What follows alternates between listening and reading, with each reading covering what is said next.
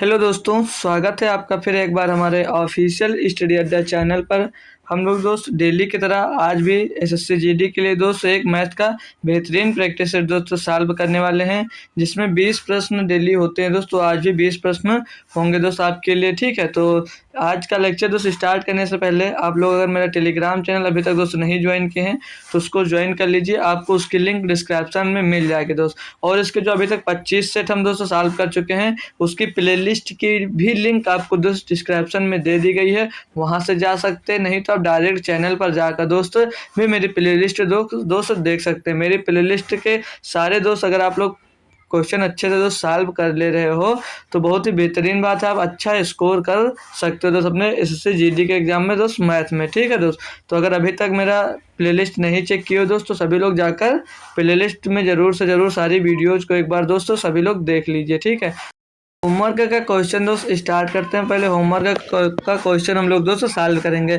Question दिया है, एक व्यापारी 50,000 रुपये में 50 कुर्सियां खरीदता है, लेकिन उनमें से 20 क्षतिग्रस्त हो जाती हैं। वह प्रत्येक क्षतिग्रस्त कुर्सी को सामान्य कुर्सी के विक्रय मूल्य के 3/4 पर बेचने का फैसला करता है। सामान्य कुर्सी का विक्रय मूल्य क्या होना चाहिए ताकि वह पूरे लेन देन में 35% का लाभ कमा सके, ठीक है। तो हमें सामान्य कुर्सी का मूल्य निकालना है दोस्तों। हमने सामान्य कुर्सी का मूल्य का थोड़ी देर के लिए 100 रुपये मान लिया, हमने मान लिया कि सामान्य कुर्सी को 100 रुपये में बेचता होगा, ठीक है। तो अब यहाँ से बेसिक से बिल्कुल मैं आपको बताने वाला हूँ दोस्त, ठीक है। बेसिक से एकदम बताने वाला। तो इसके लिए दोस्त आपको लाभ पता है, लाभ 35% का कमाने का बात कर रहा है। तो आप लोग यहाँ पर आप लोग एक बढ़िया सा फार्मूला लगा दीजिए। प्रॉफिट मतलब लाभ बराबर प्रॉफिट बराबर लिख लीजिए, प्रॉफिट बराबर विक्रय मूल्य जो आपका है कुल विक्रय मूल्य यानी कि टोटल कॉस्ट प्राइस लिख लीजिए। टोटल कॉस्ट प्राइस मतलब अरे ये घटी वाली भी कीमत और सामान्य वाली दोनों कीमत, टोटल कास्ट प्राइस। और कास्ट प्राइस में जब प्रॉफिट परसेंट निकालते हैं भैया तो आप क्या करते हो, टोटल जो आपका क्रय मूल्य होता है उसे घटा दिया जाता है, तो हमारी प्रॉफिट परसेंट यहाँ से निकलता है दोस्त, ठीक है। 50,000 इसमें से घटा देंगे। अब प्रॉफिट परसेंट कितना था, 35%, तो 50,000 का आपको 35% यहाँ से भैया निकालना था। 50,000 का 35% लाभ कमाने की बात कर रहा था। बट्टे में दोस्त टोटल कास्ट प्राइस 100 हो जाएगा बराबर टोटल कास्ट प्राइस, यानी कि दोस्त 50 कुर्सियां अगर आपकी लिया उसमें से 20 टूट फूट गई तो 30 कुर्सियां सही मतलब अच्छी कुर्सियां बची होगी। तो बोल रहा था वो 30 कुर्सियों को तो भाई उसका विक्रय मूल्य हमने x माना था, सामान्य विक्रय मूल्य तो x ही था ना, तो x रुपए में बेच रहा होगा हमने मान लिया। और टूटी फूटी कुर्सियां कितनी थी भाई, आपकी 20 कुर्सियां थी। इसको बोला था सामान्य जो मूल्य है आपका उससे 3/4, हाँ 3/4 ना, 3/4 पर बेचने का फैसला लेता है। तो हमने माना क्या कि हमने 100 रुपये में हम उसको बेच रहे हैं तो वो उसके 3/4 भाग में बेचने का फैसला लेता है, ठीक है। बराबर माइनस में दोस्त यहाँ पर हो जाएगा आपका 50,000, तो यहाँ पर लिख लीजिए माइनस में 50,000 दोस्त। अब इसको अगर हम लोग दोस्तों सॉल्व करें एक बार तो आसान है दोस्त ये भी, बट ऐसे बता दें ताकि आपको कभी फंसे मत, ठीक है। तो 50,000 का जब 35% निकालोगे भाई तो ये कैंसिल हो जाएगा आपका, 35 शून्य शून्य हो जाएगा और 35 शून्य शून्य 35 पंचे तो 30 3 5 15 5 हम 25 175 मतलब भैया 17,500 का आपको लाभ हो रहा। अभी जो 50,000 भाई आपका इधर माइनस में था, जब इस साइड में आएगा तो प्लस में हो जाएगा इसके 50,000, तो 50,000 इसमें जोड़ देंगे तो सीधे लिख लीजिए भैया 67,000 हो जाएगा ना। चलो एक स्टेप बढ़ा ही लीजिए, प्लस में 50,000 ही आ जाएगा भैया। और इसको यहाँ से सॉल्व कर लें, जो 4 पंचे ये 20 हो जाएगा और 5 ये 15 हो जाएगा, उधर 15x ये 30x बराबर में कितना हो जाएगा, ये 45x हो जाएगा भैया। अब x की वैल्यू अगर हम लोग यहाँ से निकालते हैं तो x बराबर क्या होगा, 50,000 में 17,500 आपका जुड़ेगा तो हो जाएगा 67,500 हो जाएगा भैया, ये 67,500 होगा ना भाई, 67,500। इसको भाग करना आपको सब भाई 45 से, तभी यहाँ पर आपको x की पता चल जाएगा और x ही पूछा जा रहा था आपके से क्वेश्चन में। तो ये 45 से एक बार में जाएगा, 45 से डायरेक्ट काट लें तो 45 से करना, 45 यहाँ पे बचेगा भाई 22 हो जाएगा 225, तो 45 पंचे 225 आपका हो जाएगा भैया। और पीछू से 00 आ जाएगा, यानी कि सामान्य कुर्सी का मूल्य कितना होगा भाई 1500 होगा, ठीक है। बढ़िया सा क्वेश्चन आपको बेहतरीन सा क्वेश्चन हमने आपको होमवर्क में दोस्त दिया था, ठीक है। तो अब हम स्टार्ट करेंगे आज का जो प्रैक्टिस है दोस्त, उसके 20 क्वेश्चन जो करने हैं उसका दोस्त ये पहला क्वेश्चन आपको दिया गया है। तो एक बार खुद से सभी बच्चे जो जो जुड़ गए दोस्त वो लोग एक बार ट्राई करेंगे, और दोस्तों जुड़ गए हो एक बार कोशिश कर दीजिए कि और भी स्टूडेंट्स आपके साथ जुड़ जाएं, तो चाहो तो आप लोग एक बार शेयर कर सकते हो अगर आपकी मर्जी है तो, नहीं तो भाई आप मत छोड़ कर जाइएगा, ठीक है। तो दिया है क्वेश्चन में, एक व्यक्ति एक स्थान से दूसरे स्थान तक 180 किलोमीटर प्रति घंटे की चाल से यात्रा करता है और उसी मार्ग से 240 किलोमीटर प्रति घंटे की चाल से प्रारंभिक बिंदु पर लौटता है। यदि कुल 6 घंटे का समय लिया गया है तो दोनों स्थान के बीच की दूरी ज्ञात कीजिए। भाई यहाँ पर अगर टोटल आपसे एवरेज स्पीड पूछी जाती तो आप लोग सीधे फार्मूला लगाते, क्या लगाते कि average speed is equal to total मतलब total distance upon total time कर सकते थे, या तो लगा देते 2s1, एक फार्मूला लगाते हैं जब डिस्टेंस निकालनी हो तो 2s1 अपान S2 अपान S1 प्लस S2 और मल्टीप्लाई में सम डिफरेंस ऑफ टाइम लगाया जाता है। लेकिन यहाँ पर भाई वो नहीं लगेगा, सिर्फ उसके बीच की दूरी पूछ रहा है, ना कि दोनों तरफ की दूरी पूछ रहा है। तो कैसे करेंगे भैया इसको आप लोग, इसके लिए डिस्टेंस का फार्मूला क्या लगाएंगे, यहाँ पर डिस्टेंस इज इक्वल टू, एक बार मैं इसको करवा भी चुका हूँ भाई, वहाँ पर आपको कन्फर्म बताया था इसको, S1 S2 अपान में S1 प्लस S2 और प्लस मतलब गुणे में कुल टाइम, जो कुल टोटल टाइम आपका लग रहा है वो कुल टाइम लिया जाता है भाई, और वहाँ पर क्या लिया जाता है कुल समय, वहाँ पर भाई समय का डिफरेंस लिया जाता है उस वाले फार्मूले जब आपको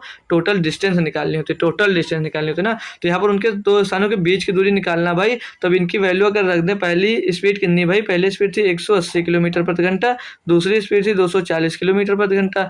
इसको टोटल को अगर हम लोग जोड़ लें तो 24 और 18 42 यानी 420 होगा भाई, ठीक, टोटल 420 होगा। और गुणे में यहाँ पर टोटल समय कितना लग रहा था भैया, 6 घंटे का लग रहा था। अब इसको सॉल्व कर लें अगर हम लोग दोस्त, एक जीरो कट जाएगा, 6 से इसको काटेंगे तो ये 7 बार चला जाएगा भाई, आएगा तो आपका ये पॉइंट में ही, तो 24 से इसको काट देते हैं तो ये तो 24 शून्य शून्य 24 अट्ठे 192 का 2 हो जाता है, हासिल आ जाता है आपके पास 19, और 24 91 24 में 9 जोड़ेंगे भाई, 24 में 9 जोड़ेंगे हम, सोचिए 24 में 19 जुड़ेगा भाई, 24 9 33 तो 43, मतलब कितना रहेगा भाई 4320 आ जाएगा भाई, 4320 बटे ये 7 हो जाएगा। 7 से इसको अपन लोग डिवाइड करते हैं जब, तो 7 एकन्नम 7 हो जाएगा, और 7 छंग 42 बचेगा भाई, कितना यहाँ पर बचेगा आपके पास दोस्त, एक हो जाएगा 12, 7 एकन्नम 7 जाएगा, फिर बचेगा यहाँ पर हमारे पास 5 ना, 7 एकन्नम 7 तो 5 बचा, हो गया 50, तो 7 7 49 3 बचा, तो पॉइंट लगा 0, होगा 30, तो 7 चौक 28 भाई, 7 चौक 28 भाई, ये ऑप्शन होना चाहिए, ऐसा दिख रहा है, लेकिन 4 कैसे आ गया, मैं एक बार फिर से दोस्त इसको डिवाइड कर देख लेते हैं भाई, कुछ गलत हुआ पॉइंट के बाद। तो 7 छंग 42 बचा, एक हो गया 12, 7 एकम 7 हो गया, बचा 5 हो गया 50, 7 7 49 हो गया, 7 7 49 बच जाएगा, एक पॉइंट लगेगा 50 हो जाएगा, नहीं पॉइंट लगा एक 10 हो गया, तो 7 एकम 7, फिर बचा 3 हो गया 23, 7 चौक 28 भाई, ये आ गया 617.14 किलोमीटर भाई। पॉइंट में ज़्यादा ध्यान नहीं देना, बट गलत हो गया तो आपको कंफर्म कर देता, ऑप्शन नंबर 3 इसका एकदम से सही जवाब हो जाता है। नेक्स्ट क्वेश्चन देखते हैं हम लोग भाई, 2 नंबर में दिया है, एक घनाभ की लंबाई चौड़ाई और ऊंचाई क्रमशः इतना है, तो छोटे घन बनाने के लिए इसे पिघलाया जाता है। यदि घन की भुजा की लंबाई 6 सेंटीमीटर है तो निर्मित घनों की संख्या क्या होगी भाई, बेहतरीन क्वेश्चन है, काफ़ी बार आप लोग सीख भी चुके हो दोस्तों, अच्छे से इसको कर सकते हो, ठीक है।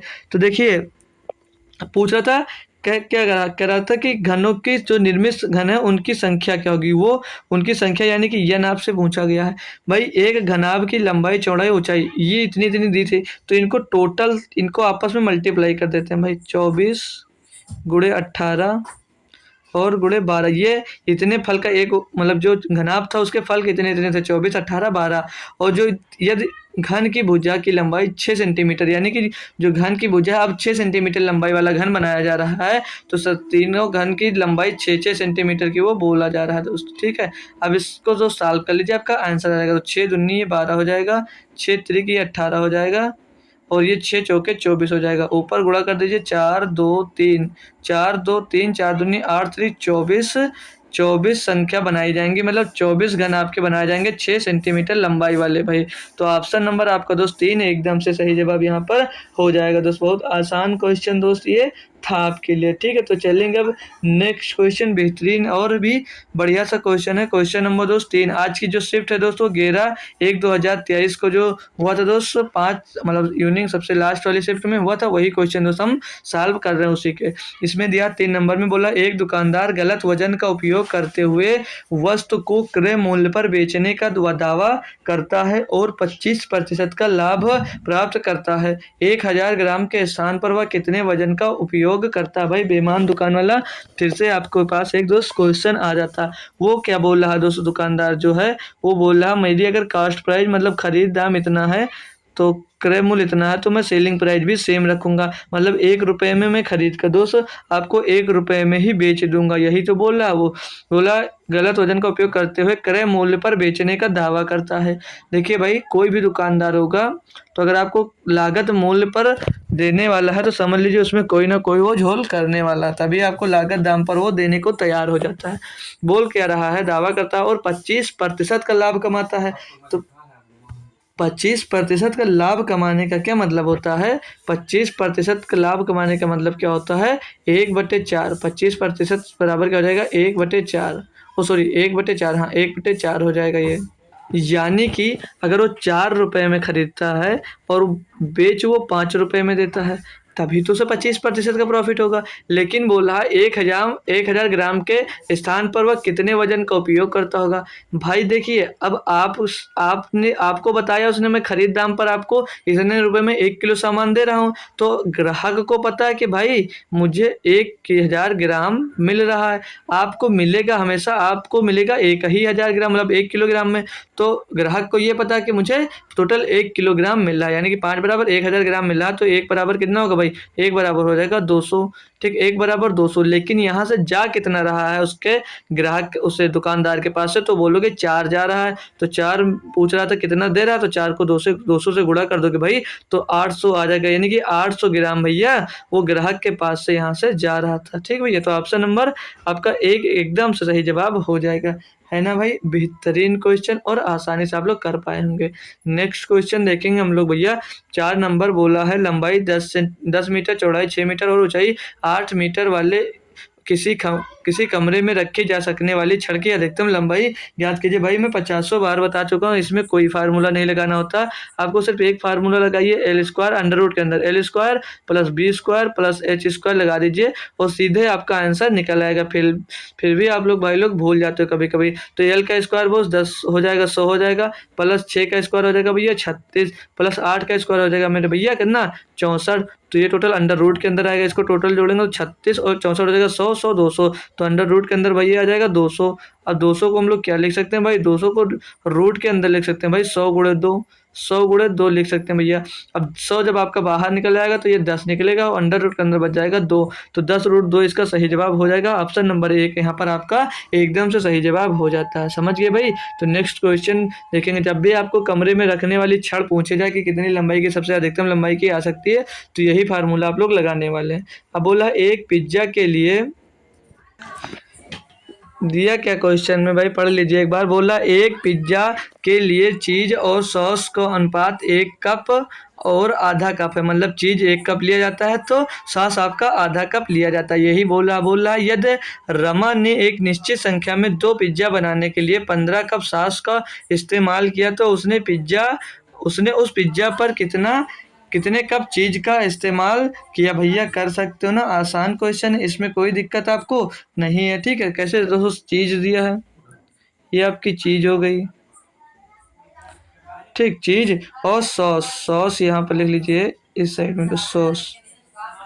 ठीक है, अब इनका पहले रेशियो कितना दिया था? पहले दिया 1, पहले रेशियो दिया 1 और इसका दिया 1/2। ये 1/2 मतलब वो 1 कप ले रहा है और ये आधा कप ले रहा है। तो इसको फ्रैक्शन से हटाने के लिए हम लोग भाई दोनों साइड 2 से गुणा कर देते हैं। ठीक है, 2 से दोनों साइड में हम लोग 2 से गुणा कर देंगे तो ये 2 से 2 कैंसिल हो जाएगा, इधर हो जाएगा 2/1। 2/1 आ गया। अब चीज कितने आ गया? 2 का 2 मतलब चीज 2 कप पड़ता है तो अब आपका जो सॉस है वो 1 कप पड़ता है। ठीक भाई, यहाँ से समझ गए। अब उसको फ्रैक्शन से हटा दिए इसलिए कि आपको सॉल्व करने में दिक्कत ना। अब आगे बोल क्या रहा है कि पिज्जा बनाने के लिए 15 कप सॉस लिया, मतलब 1 बराबर कितना तो आपका 15 कप सॉस लिया बोल रहा है। तो बोल रहा है तो उसने पिज्जा पर कितने कप कप चीज का इस्तेमाल किया भाई। जब 1 बराबर 15 है तो 2 बराबर कितना होगा, 2 बराबर भाई आपका 30 हो जाएगा। बहुत ही आसान क्वेश्चन दिया था, है ना भाई। जब आधा, वैसे भी आप लोग इसको देख कर पढ़कर भाई कर सकते हो। जब 15 कप आप देखिए भाई, 1 कप आप लोग पिज्जा बनाने के लिए 1 कप आप लोग चीज इस्तेमाल करते हो, आधा कप भाई आप लोग क्या करते हैं इस्तेमाल, आधा कप आप इस्तेमाल करते हैं सॉस। तो 15 कप यानी 15 कप आपने जब सॉस का इस्तेमाल किया तो बेशक सी बात है भाई कि आधा, जब आधा आधा जब 1 के आधा तो आप लोग सॉस का इस्तेमाल कर रहे हो तो इसके दोगुना आप लोग चीज बना रहे हो तो इसका दोगुना सीधे कर सकते थे, तब भी आपको बच जाता। बट आपको फार्मूला जरूरी से मतलब बेसिक से नॉलेज होना चाहिए कि कैसे सॉल्व हुआ, ठीक है। आंसर निकालना जरूरी नहीं है, आंसर निकालना तो आपको एग्जाम में रहता है भाई। तो क्वेश्चन क्या दिया है भाई लोग, पढ़िए आप लोग। 6 नंबर बोला एक कार्य को 80 एक कार्य का 80% 20 दिनों में पूरा कर सकता है। फिर बी और ए एक साथ शामिल हो जाते हैं और वे शेष कार्य को 3 दिनों में पूरा करते हैं। बी को अकेले कार्य अकेले पूरे कार्य को समाप्त करने में कितना समय लगेगा भैया। तो टाइम एंड डिस्टेंस तो सभी के लिए तो आसान हो सकता है, सभी लोग कर सकते हैं। एक कार्य का 80% यानी कि एक कार्य का 80% मैं बोले तो 80/100 यानी कि 4/5 भाग को कितने दिनों में बोल रहा कि 20 दिनों में पूरा कर सकता है भाई। तो अगर वो टोटल कार्य कितने दिनों में करेगा, टोटल एक कार्य करेगा 4×5 20, तो एक टोटल कार्य करेगा भाई 20 नहीं 25 दिनों में करेगा।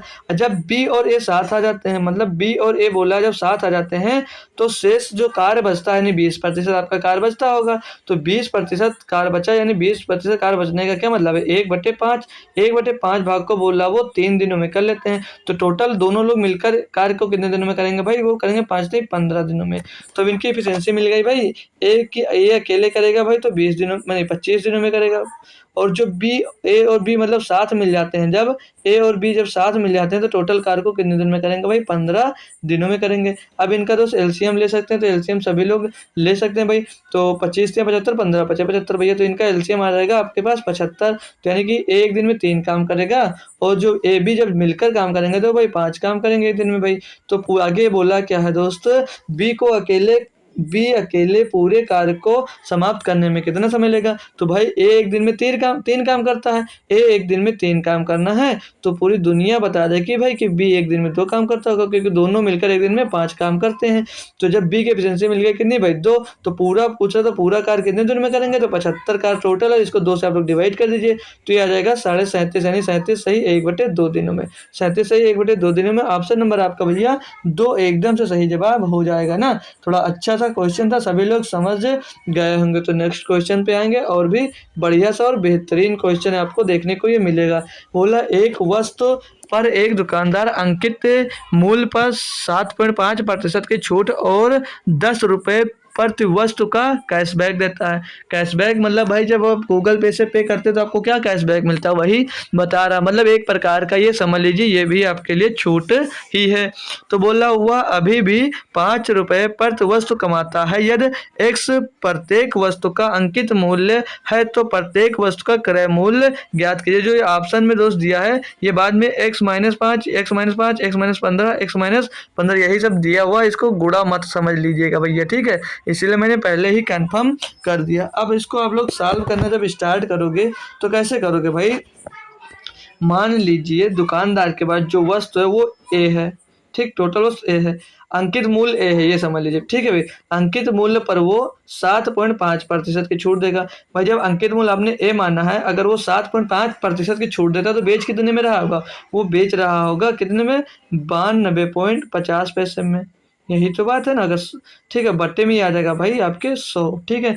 और बोल रहा है कि छूट और मतलब इतने की छूट देने के बाद 10 रुपये वस्तु प्रति उससे कैशबैक देता है। तो आप लोग यहाँ पर पता है तो 10 रुपये उस पर कैशबैक भी देता है। यहाँ से टोटल परसेंट निकल आएगा, ठीक, 10 रुपये का वो कैशबैक भी देता है। यहाँ पर भाई उसका वस्तु का अंकित मूल्य 100 रुपये बताया, तो एक की जगह पर आप लोग x ले लीजिए। ठीक है, ए की जगह पर आप लोग एक्स ले लीजिए क्योंकि यहाँ पर मेंशन किया गया कि वस्तु का विक्रय मूल्य एक्स रुपये है, तो ए न मानकर एक्स ले लीजिए, एक्स ही आपको लेना पड़ेगा।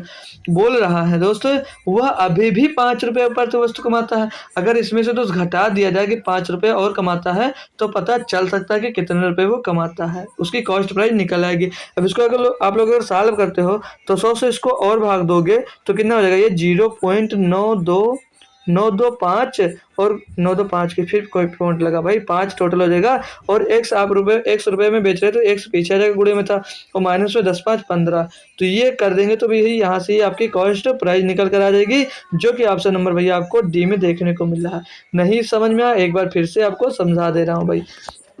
बोला एक वस्तु पर एक दुकानदार अंकित मूल्य पर 7.5% की छूट और 10 रुपये प्रति वस्तु का कैशबैक देता है। वह अभी भी 5 रुपये वस्तु कमाता है यदि एक्स प्रत्येक वस्तु का अंकित मूल्य है, मतलब ₹1 आपका अंकित मूल्य है, तो प्रत्येक वस्तु का क्रय मूल्य ज्ञात कीजिए। तो क्रय मूल्य आप कैसे निकालते हैं भाई, कितने प्रतिशत की छूट दे रहे थे, तो भाई बोलोगे सर जी हम 7.5% का छूट दे रहे थे, तो कितने में बेच रहे होगे आप लोग, बेच रहे होगे 92.5 में, 92.5% बटे में 100 हो जाएगा भाई। 10 रुपये का आप लोग और कैशबैक दे रहे हो तो दोगे भाई अंकित मूल्य पर ही, तो 10 रुपये यहाँ से और माइनस हो जाएगा। अब आप दोस्त 5 रुपये और भी कमा रहे हो, तो 5 रुपये कमा रहे हो यानी कि तो 5 और इसमें से माइनस हो जाएगा भैया, तब आपको जो निकलेगा वो कॉस्ट ऑफ प्राइस यहाँ से निकल आएगी। अब इसको सॉल्व करते हैं भाई, तो 100 से आप लोग जब 92.5 को भाग देगा तो ये आ जाएगा 0.925 आ जाएगा, और एक गुणे में तो पीछे आ जाएगा, माइनस में 10 5 15 हो जाएगा, तो माइनस का 15, तो इतनी इसकी जो से कॉस्ट प्राइस यहाँ से निकल कर आ जाएगी भाई। अब आपको समझ में आ गया होगा। नेक्स्ट क्वेश्चन देखेंगे दोस्त, क्वेश्चन नंबर 8 दिया सिंप्लीफिकेशन का, बोल रहा है दोस्त द वैल्यू ऑफ ये इनका मान निकालना, तो सभी लोग कर सकते हैं भाई, आसान क्वेश्चन ये है। तो 16 × 9 भाग में दिया है दोस्तों, भाग में दिया आपको 4 ऑफ 2, तो पहले ऑफ साल होगा तो ये 16 × 9 हो जाएगा, 16 × 9 हो जाएगा, और भाग में 4 दूनी 8 हो जाएगा, भाग में 4 दूनी 8 हो जाएगा, बटे में आ जाएगी ये, तो इससे ऐसे लिख लीजिए भाई, भाग में था ना ये, भाग में ना था ये, इसको लिख लीजिए यहाँ पर 8। अब बटे में आ जाए दोस्त, बटे में देखेंगे क्या खेल इसका, तो पहले ब्रेकर सॉल्व होगा तो ये इसमें से इसमें घटेगा, ये 9 से 6 जाएगा तो हो जाएगा 3, 3 3 का गुणा होगा तो यहाँ पर हो जाएगा ये 9, माइनस लगा दीजिए भाई। पहले 1/2 ऑफ लिखा है, यहाँ पर ये लिखा है 4 ऑफ 1/2, तो ये 4 × 1/2 यानी कि 2 दूनी 4, यहाँ पर ये हो जाएगा 2। अब यहाँ पर क्या लिखा, 2 × 3/2 भाई, यही तो लिखा, मतलब भाग का मतलब हो जाएगा। अब इसको टोटल आप लोग जब सॉल्व करोगे, टोटल आप लोग सॉल्व करो, 2 से 2 कैंसिल, 8 दूनी 16 हो जाएगा, तो ऊपर क्या आ जाएगा 9 दूनी 18, और बट्टे में क्या आ जाएगा भाई 9 - 3 यानी कि 6, 9 - 3 यानी कि 6 बजेगा। अब 6 3 18 भाई, टोटल को सॉल्व करोगे भाई तो 3 इसका आंसर आ जाएगा। बढ़िया सा बेहतरीन सा दोस्त सिंप्लीफिकेशन का भी क्वेश्चन आता है तो बढ़िया सा क्वेश्चन ही आता है दोस्त। क्वेश्चन नंबर 9 दिया है, संख्या 73, 115 और 185 को एक संख्या से विभाजित किया जाता है जिससे समान शेष प्राप्त होता है, ऐसे सबसे बड़ी संभव संख्या ज्ञात कीजिए। भाई समझ रहे हो क्या आपसे ये पूछना चाह रहा है, आपसे ये क्या पूछना चाह रहा है भाई, समझ रहे हो, आपसे HCF पूछा जा रहा है, मतलब हाईएस्ट कॉमन मल्टीपल या फैक्टर पूछा जा रहा है। तो 73, 115 और 185, तो हमने भैया क्या सीखा है कि इनके बीच का दोस्त, दो छोटी संख्याओं के बीच का गैप देख लिया जाता है, तो इनके बीच का अगर गैप देख लें हम लोग तो 73 इधर बचा 27, 15, 42, लेकिन एक बार घटाकर भी दोस्त देख लीजिए, तो 3 में 5 गया दोस्त, 2 बचा, 5 में 3 गया दोस्त, 2 बचा, और 11 में 7 जाएगा तो 4, इनके बीच का अंतर दोस्त 42 आ गया। अब भाई आप लोग देख सकते हैं यहाँ से, ठीक है। अब ये दोस्त आप सोच रहे होंगे 42 से ये विभाज्य नहीं होगा, तो इसका और अगर मल्टीपल देखें तो एक मल्टीपल इसका बन जाएगा 14 × 3, 14 × 3 इसका एक मल्टीपल आपके पास भाई बन जाएगा। तो अब अगर आप लोग इसको 14 से विभाजित करते हैं तो क्या आएगा, 14 × 5 = 70, यानी कि इसमें 3 शेष बचता है। इससे 14 से आप लोग जब इसको डिवाइड करते हो तो जैसे पहले देखिए, पहला मल्टीपल बनता है 21 × 2, पहला फैक्टर बनता है 21 × 2, तो 21 में 63, यहाँ पर 10 शेष बचता है, यहाँ पर 21 × 5 = 115, तो पूरा विभाजित हो जाता है, इसलिए इसको नहीं लिए, डायरेक्ट हम 14 × 3 ले लिए। तो अब 14 से इसको डिवाइड करोगे भाई तो 14 से 84, 14 से 98, 14 × 7 = 98 हो जाएगा, और 14 अट्ठे 112, यानी कि यहाँ भी 3 से पल बच रहा, और 14 का नंबर 14 बचा, 4 हो गया 45, तो 14 3 42, यानी कि ऑप्शन नंबर भाई आपका 3 एकदम से सही जवाब हो जाता है। यहाँ से नहीं करना चाह रहे थे तो सीधे आप लोग ऑप्शन से भी जाते, बड़ी से बड़ी संख्या पूछी थी 14 उठा लेते, 14 पंजे 70 भाई 3 से बच रहा, इसको भाग करते तो 14 अट्ठे 112, 3 से बच रहा, इसको देखते 14 का नंबर 14 बचा, 4 हो गया 45, 14 3 42, तो ऑप्शन से भी जल्दी आप लोग कर सकते थे। ठीक है, तो जैसे चाहे वैसे करिए। चलिए नेक्स्ट क्वेश्चन देखेंगे भाई, क्वेश्चन नंबर 10। आप लोग इसको खुद से एक बार देखिए, ट्राई करिए सॉल्व करने की, फिर मैं करवाता हूँ आपको ये सॉल्व भाई। ठीक है, तो क्या दिया क्वेश्चन में, आपको बोला एक साइकिल सवार एक जॉगर जॉगर एक निश्चित दूरी को निश्चित चाल से तय करते हैं। यदि जॉगर साइकिल सवार द्वारा तय की गई दूरी की एक तिहाई दूरी को साइकिल सवार द्वारा लिए गए समय के दुगने समय में तय करता है, तो जॉगर और साइकिल सवार की चाल का अनुपात ज्ञात कीजिए। भाई देखिए, जब वो साइकिल, ये साइकिल है दोस्त, और ये जॉगर को जे लिख लीजिए हमने, तो बोला क्या दोस्त, निश्चित दूरी को एक निश्चित चाल से तय करते हैं। जॉगर साइकिल सवार द्वारा तय की गई दूरी का एक तिहाई दूरी को साइकिल सवार द्वारा लिए गए समय के दोगुने समय में तय करता है। मतलब दूरी अगर देख लें यहाँ पर डिस्टेंस, तो एक तिहाई दूरी को, मतलब ये 3 दूरी तय करता है तो एक दूरी ये तय करता है। तय की गई दूरी को बोल रहा है इसके दोगुने समय से तय करता है, तो समय अगर देख लें, मतलब टाइम देख लें, तो अगर ये 1 मिनट में तय करता है तो इसके दोगुने यानी ये 2 मिनट में इसको दोस्त तय कर रहा होगा। आगे बोला क्या है, तो जॉगर और साइकिल सवार की चाल का अनुपात ज्ञात कीजिए। भाई चाल का अनुपात आपको निकालना है, तो चाल बराबर होता क्या दोस्त, चाल बराबर होता क्या भाई, चाल बराबर होता है दोस्त आपका मतलब दूरी गुणे समय, तो चाल बराबर दूरी गुणे समय होता है भाई, चाल बराबर दूरी बटे समय होता है भाई, चाल बराबर दूरी बटे समय, डिस्टेंस अपॉन टाइम होता है। ठीक, डिस्टेंस अपॉन टाइम होता है। तो यहाँ पर अगर डिस्टेंस ये दी गई है, टाइम ये दी गई है, तो चाल आपसे निकाला, पूछ रहा है स्पीड, तो किसकी स्पीड क्या हो जाएगी, 3/1 हो जाएगी, और इसकी स्पीड 1/2 हो जाएगी भाई, यही तो पता हो गया। अब यहाँ पर इनका रेशियो क्या आ गया दोस्त, इनका रेशियो आ जाएगा 3:1/2, तो इनको तो सामान्य करने के लिए दोनों तरफ 2 से गुणा हो जाएगा, तो इधर 6 हो जाएगा, इधर 2 से गुणा होगा तो 2 से 2 कैंसिल हो जाएगा, तो इसका 6:1 आ जाएगा। तो ऑप्शन नंबर भाई आपका ये सही हो जाएगा। अब यहाँ पर काफ़ी लोग 1:1:6 भी आंसर लगाने की कोशिश करेंगे, वो वहाँ पर गलत हो जाएंगे। क्यों, लेकिन हम ही गलत लगा दिए भाई, हटाइए इसको, क्योंकि यही लगाएंगे 6:1 लगाएंगे। ठीक है, बताना चाह रहा था कि ये गलती करेंगे, वो 6:1 लगाएंगे। पूछा यहाँ पर जा रहा है, तो जॉगर और साइकिल सवार, जो जॉगर है दोस्तों, जॉगर का रेशियो ये है और साइकिल सवार का रेशियो इधर था, तो 1:6 आएगा भाई।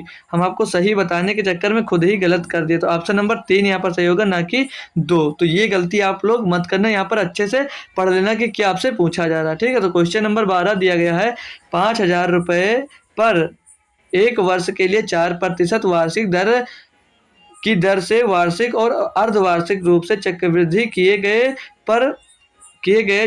जाने पर चक्रवृद्धि ब्याज में अंतर कितना होगा। भाई जब एक वर्ष में रोज 4% मिलेगा, 4%, एक वर्ष में जब आपको 4% मिलेगा भाई, जब ब्याज अर्धवार्षिक रूप से होगी तो कितनी, एक साल में कितनी अर्धवार्षिक, 2 अर्धवार्षिक होते हैं भाई, और जब ब्याज आपकी वार्षिक लग रही थी तो 2 वार्षिक होंगे, यानी कि ब्याज भी आपको 2% लगेगा भाई। तो 2% 2 छमाही में लगेगा, तो चक्रवृद्धि ब्याज की बात कर रहा है। तो आप लोग नेट से निकाल सकते हैं भाई, mn plus m plus n plus mn/100, तो 2 + 2 2 + 2 2 + 2 प्लस mn, यानी कि 2 दूनी 4/2 100 हो जाएगा ये, तो 4 इधर हो जाएगा भाई, और प्लस में 100 को 4 से जब भाग देंगे तो 0 पॉइंट, ये पॉइंट क्यों लगा रहे हैं, तो लिख लीजिए 0.04 ये हो जाएगा भाई।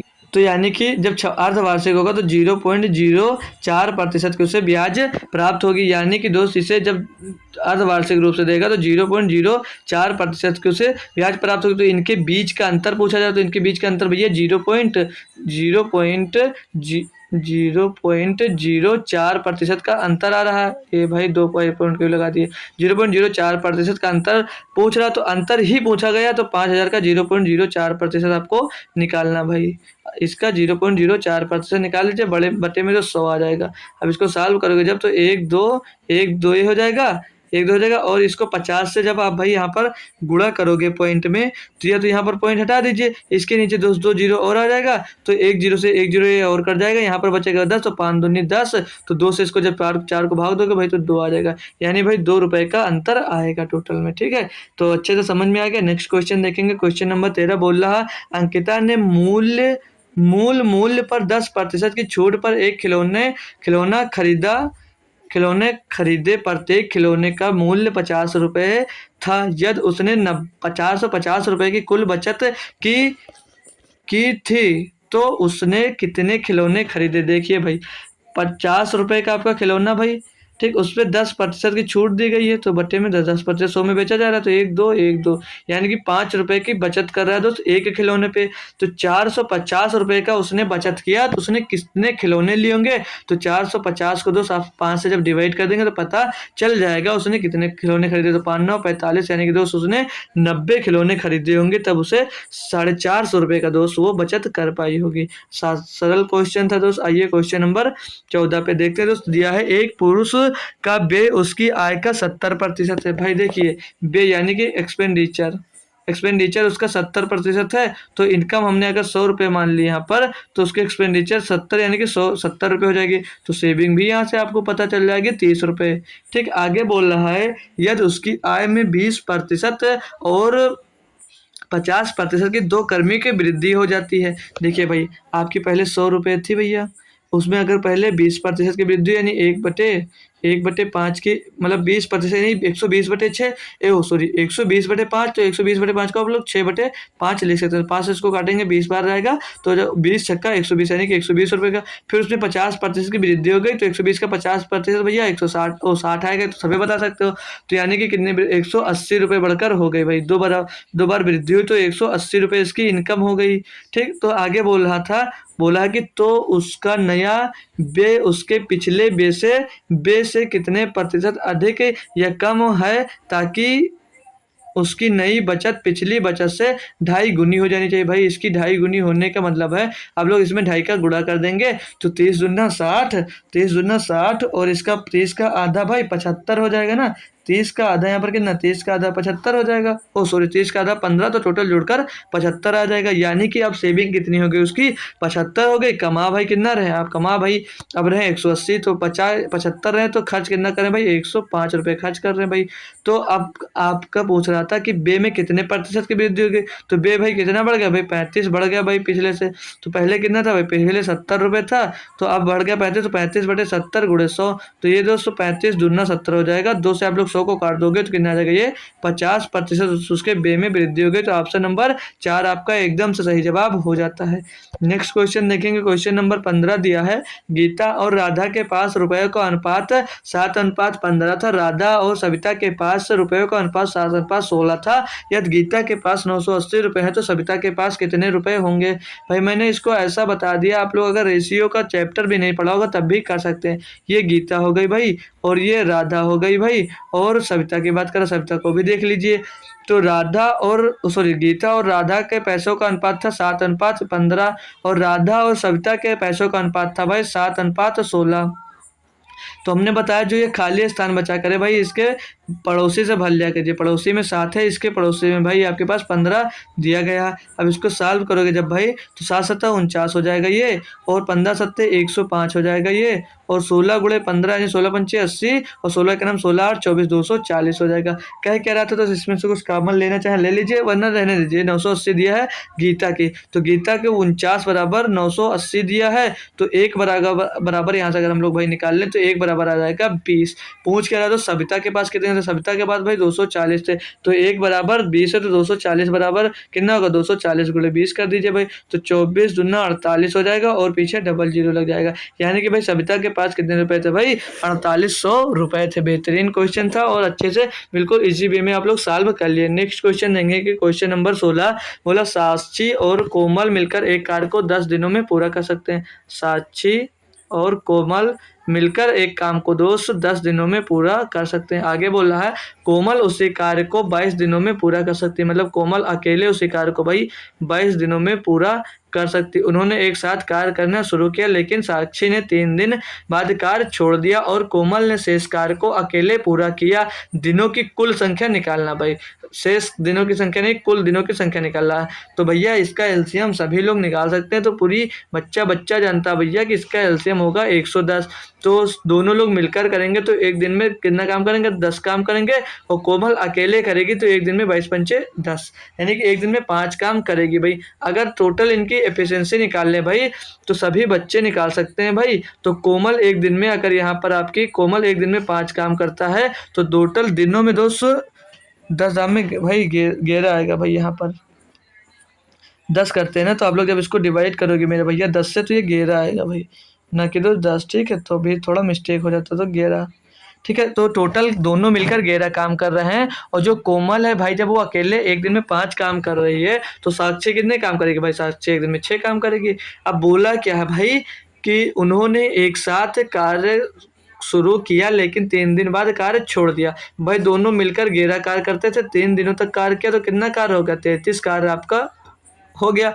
टोटल कार्य आपके पास कितना था भाई, टोटल कार्य आपका 33 था, ओ सॉरी 110 था। जब घटा देंगे भाई तो पीछे 10 से 3 जाएगा तो बच जाएगा 7, यहाँ पर 10 से फिर से 3 जाएगा तो बच जाएगा 7, यानी कि टोटल कार्य आपके पास 77 बच गया। अब कर कौन रहा वो ध्यान दीजिए। शेष कार्य को छोड़ दिया, कोमल ने शेष कार्य किया। कोमल भाई एक दिन में 5 कार्य करती है। 5 से इसको जब डिवाइड करोगे भाई, 5 से इसको डिवाइड करोगे तो 5 एकन्नम 5 बचेगा 2, हो जाएगा भाई 25, तो 25 तो बचेगा यहाँ पर 5 और वहाँ पर बच जाएगा ऊपर 2।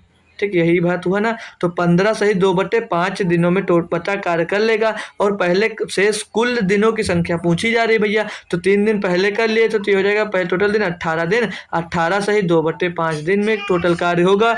लेकिन यहाँ पर भाई ऐसे नहीं, तो 18 पंचे 90, तो 92/5, 92/5 दिनों में भाई टोटल कार्य आपका पूरा हो जाएगा भैया। ऑप्शन नंबर 3 आपका एकदम से सही जवाब हो जाता है। नेक्स्ट क्वेश्चन देखेंगे हम भाई, क्वेश्चन नंबर 17। बोला किसी धनराशि से 15% घटाने के बाद शेष से पुनः 25% घटाने पर 4335 रुपये बचते हैं, वास्तविक मूल्य ज्ञात कीजिए। देखिए भाई, दो समान छूट की बात कर रहा है, बट यहाँ पर शेषफल लिख दिया तो उसे कोई मतलब नहीं। आप समझ लीजिए हमारे पास धनराशि ए रुपये थी, 15% घटाने का मतलब यानी कि वो 85% बची होगी।